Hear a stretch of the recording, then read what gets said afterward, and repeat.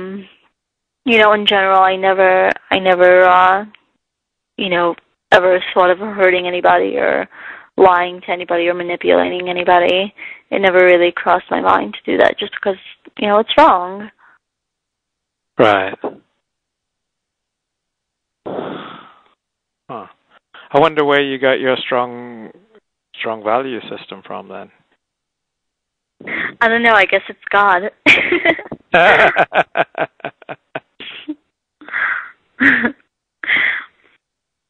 No.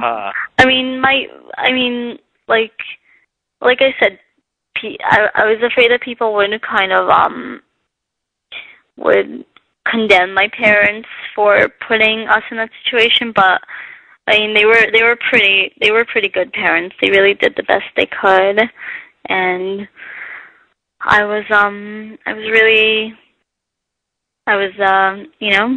really gave us really good sense of right and wrong and stuff like that. Huh. So what makes you happy?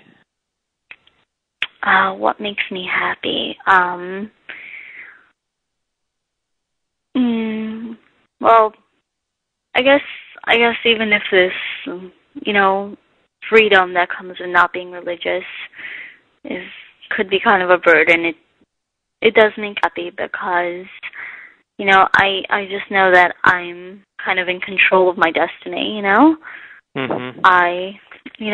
that makes me happy because I know that I can do whatever I want whenever I want.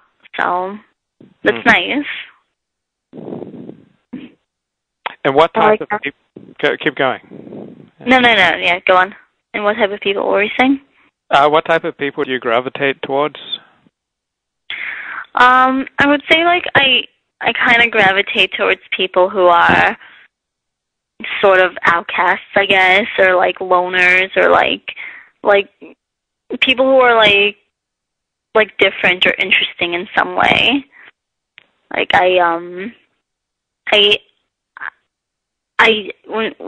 When people are too normal, I don't think I could I click with them. Yeah.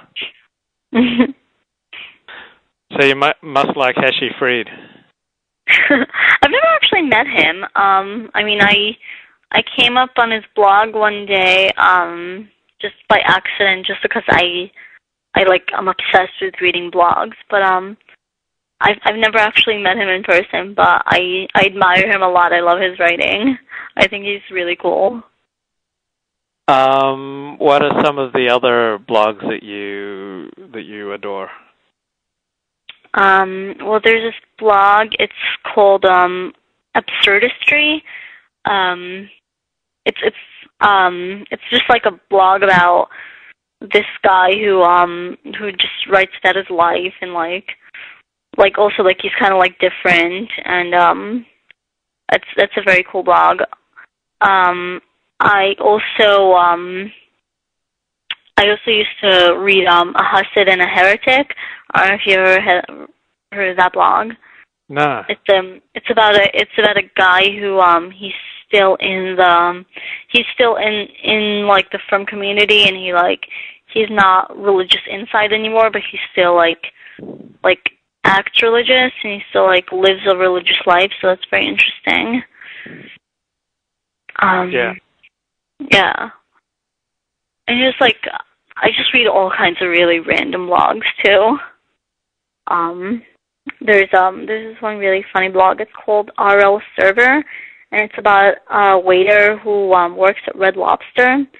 And I've never eaten a Red Lobster, but it's funny because he just writes about how crappy the customers are and about the food, and it's hilarious. I just read really random blogs. And do you think you'll start your own? I don't know. I feel like it's been done, and there's just every other person has a blog nowadays, and it's like I feel like if I can't really be different, I don't want to do something, Yeah. It's like everyone and their mother has a blog, literally, and So I don't know. Maybe, maybe not. If I would write a blog, I'd probably write it under a different name, and I would just write all kinds of outrageous things. I don't know. Yeah. There's something to get people outraged. Yeah. In which ways do you think your Orthodox upbringing well prepared you for life, and in which ways do you think it did not prepare you for life? Oh, it totally didn't prepare me for life. Not at all. It's like it's really unless you live in a Orthodox community, the skill sets that you're brought up with are completely useless.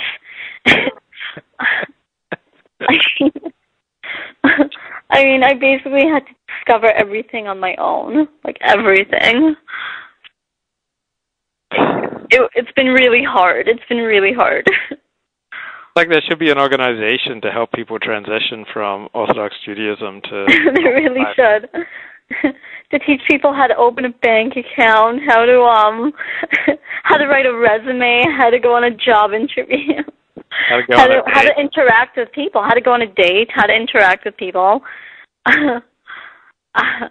I've always been, even to this day, I am totally awkward around the opposite sex because even if I do have a boyfriend, I don't know how to interact with men. I just don't, and I just don't. I mean, I try, but it's like I always feel really awkward and uncomfortable, and it just that's what they should teach them to. If there was an organization like that, just how to interact with the opposite sex. So you went to same-sex yeshiva, just a girls' school? Yeah, I went to a girls' school. Did you ever form crushes on any of your rabbis? Yeah, no, gross. Totally. No way. No way. Are there any Jewish texts that still speak to you? No. So you don't study Gemara every night before you go to bed? No, definitely not. It's definitely not it's definitely not something that interests me at all. I mean, I do go to shares every once in a while. Mhm. But I mean, it's more like as like a comfort thing rather than like I want to learn Torah thing. And are these women only shiurim or? Yeah, they're usually women only. I wear a skirt. I try to blend in.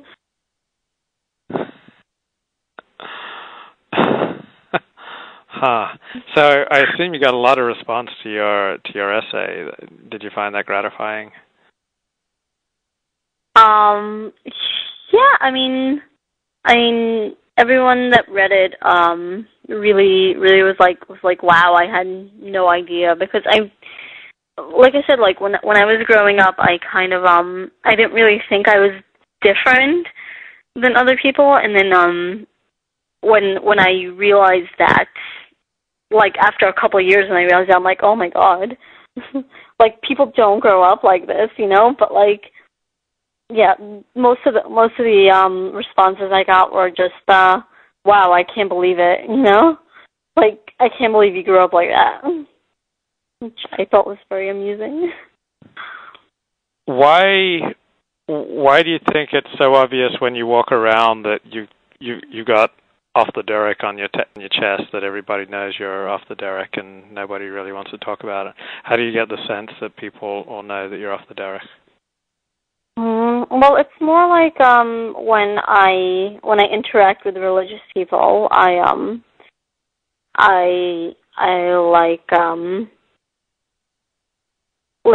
I'll just I'll kind of like use their lingo, or when I interact with like people that I know, you know, Mm-hmm. it's like that are still religious.